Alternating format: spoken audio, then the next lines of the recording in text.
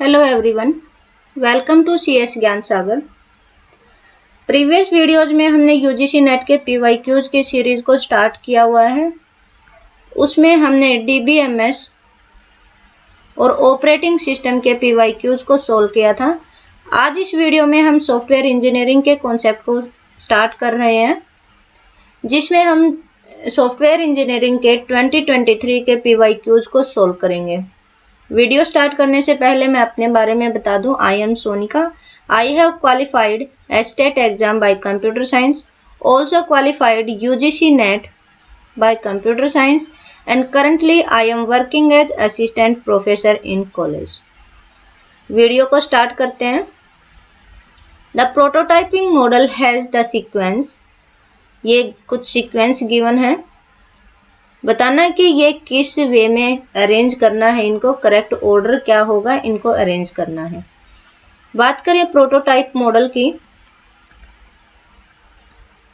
Prototype model वो model होता है जब आपको यूजर की रिक्वायरमेंट नहीं पता होता। सॉफ्टवेयर इंजीनियर जो होता है उसको यूजर की रिक्वायरमेंट का एक्चुअल में नहीं पता होता है, तब प्रोटोटाइप मॉडल तैयार किया जाता है। पहले यूजर की कुछ रिक्वायरमेंट ली जाती है, उसका एक क्विक डिजाइन तैयार किया जाता है, फिर वो उसको इम्प्लीमेंट करके देखते हैं, फिर से देखते हैं कि उसमें कुछ, फिर यूजर का, कस्टमर का जो है वो इवैल्यूएशन किया जाता है।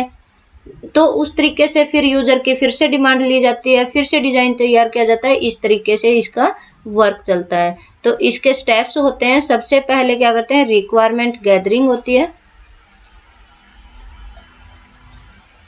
रिक्वायरमेंट गैदरिंग और उस रिक्वायरमेंट को एनालाइज किया जाता है। फिर सेकंड वे एक क्विक डिजाइन, जो आपने रिक्वायरमेंट गैदर की है उसके बेस पे एक क्विक डिजाइन तैयार किया जाता है। फिर जो डिजाइन आपने तैयार किया उसके बेस पे उसको इम्प्लीमेंट करके देखते हैं। फिर कस्टमर का इवैल्यूएशन लिया जाता है कि ये इसी के अकॉर्डिंग है या नहीं है, कस्टमर को इसी की जरूरत है या नहीं है। कस्टमर का इवैल्यूएशन लिया जाता है और इस तरीके से ये वर्क करता है। फिर उसका, अगर कस्टमर को कुछ चेंज करवाना होता है तो उसमें चेंज करेंगे। फिर ये प्रोसेस इस तरीके से ही चलती रहेगी। लास्ट में जो है आपका फाइनल डिजाइन तैयार किया जाता है और फिर इम्प्लीमेंटेशन, फाइनल इम्प्लीमेंटेशन और मेंटेनेंस कर दिया जाता है। तो सबसे पहले क्या करते हैं, रिक्वायरमेंट गैदरिंग करते हैं। फिर उसके बेस पे एक क्विक डिजाइन तैयार किया जाता है। मतलब CA ये नहीं होगा, CB ये नहीं होगा, ये भी नहीं होगा, तो आपका जो आंसर है ये वाला आपका आंसर हो जाएगा। एलिमिनेशन मेथड से जब आप क्वेश्चंस को करते हो तो उसके 80% सही होने के चांसेस हो जाते हैं। अगर कुछ में डाउट होता है तो फिर आप उसको सोल्व कर लेते हैं, नहीं तो एलिमिनेशन मेथड जो होता है वो बेस्ट होता है।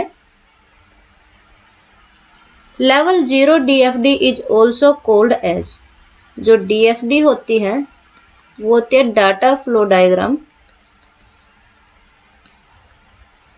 डाटा फ्लो डायग्राम, इसके डिफरेंट लेवल होते हैं, 4 लेवल होते हैं। Level 0, level 1, level 2 and level 3। जो लेवल 0 होता है ये हाईएस्ट लेवल होता है। इसमें इंटरनल नॉलेज नहीं होती है। जो लेवल बढ़ते जाएंगे आपके इंटरनल नॉलेज जो है वो एक्सप्लोर होती जाएगी।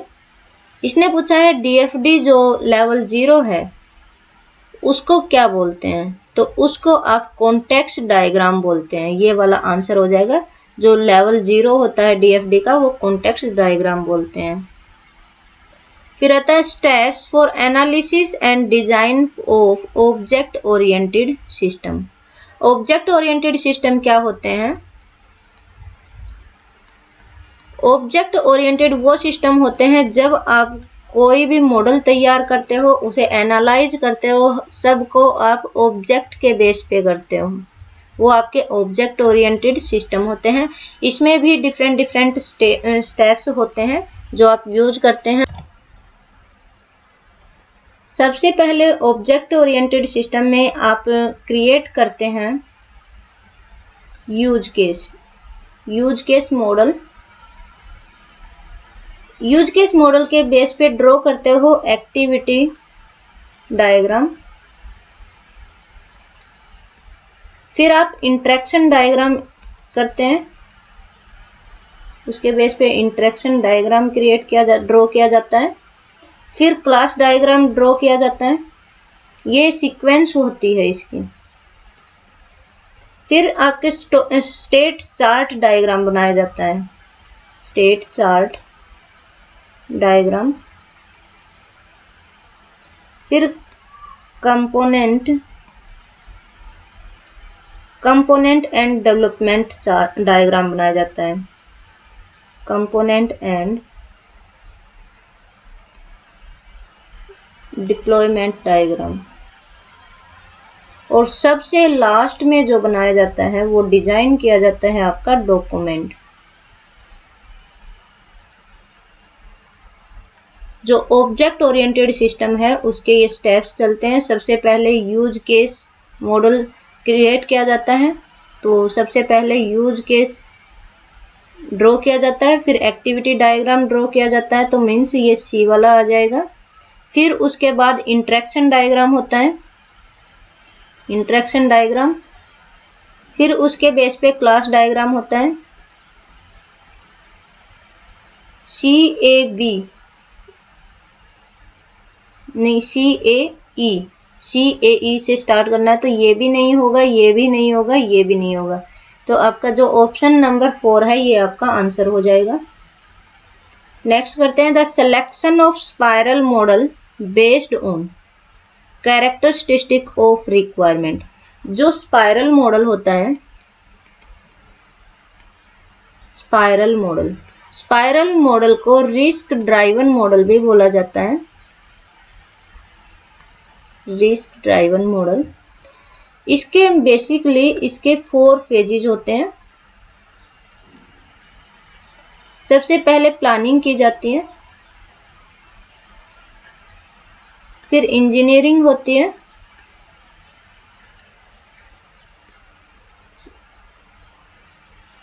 पहले प्लानिंग की जाती है, फिर इसकी रिस्क एनालाइज किया जाता है, रिस्क एनालिसिस होता है, फिर इंजीनियरिंग होती है, और फिर आपकी आती है जो इवैल्यूएशन होता है। ये रिस्क जो स्पाइरल मॉडल होता है उसके 4 फेजेज होते हैं।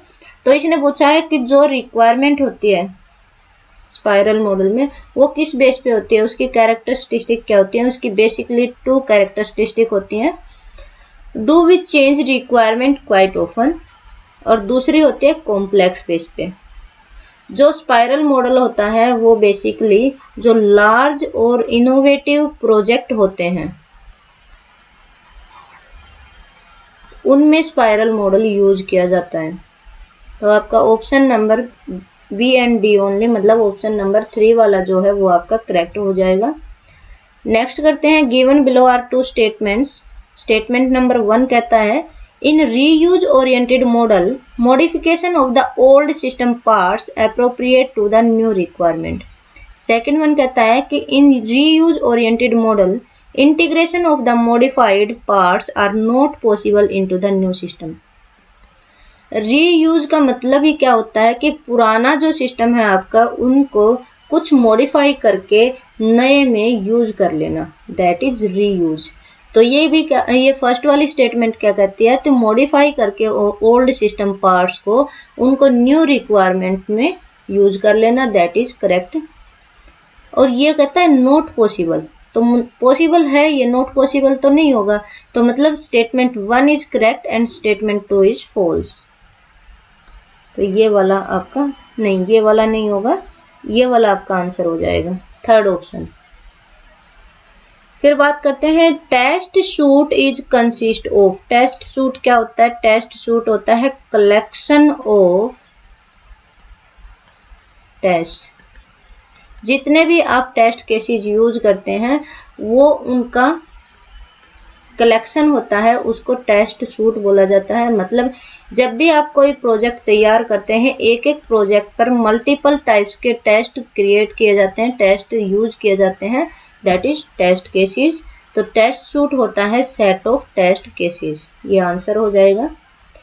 नेक्स्ट बात करते हैं scenario testing, regression testing, component testing and बेटा टेस्टिंग। एलिमिनेशन मेथड अगर आप यूज करते हैं, रिग्रेशन टेस्टिंग क्या होती है?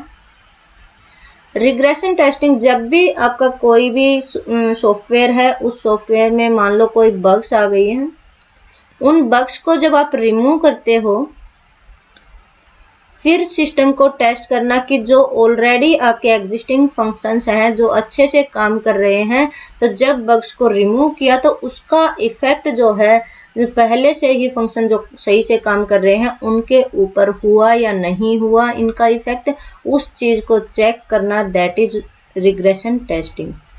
मतलब to verify the input output behavior of text object, user acceptance methodology, no new bugs after change in program। बिल्कुल सही बात है। रिग्रेशन टेस्टिंग जो है वो थर्ड ऑप्शन के साथ मैच करेगा, मतलब बी का थर्ड। तो ये भी एलिमिनेट हो गया, ये भी एलिमिनेट हो गया।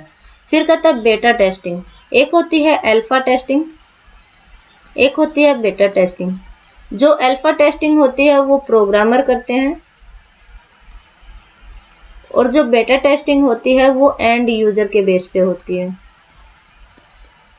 तो यूजर एक्सेप्टेंस मेथोडोलॉजी जो होती है वो बेटा टेस्टिंग में होती है, मतलब डी का सेकंड। तो ये भी आपका एलिमिनेट हो गया। ऑप्शन नंबर थर्ड जो है ये आपका आंसर हो जाएगा। Given below are two statements, one is labelled as assertion and second one is reason. Assertion कहता है validity checks real need of system users, completeness checks system user defined requirements. एक होता है वैलिडेशन, एक होता है वेरिफिकेशन।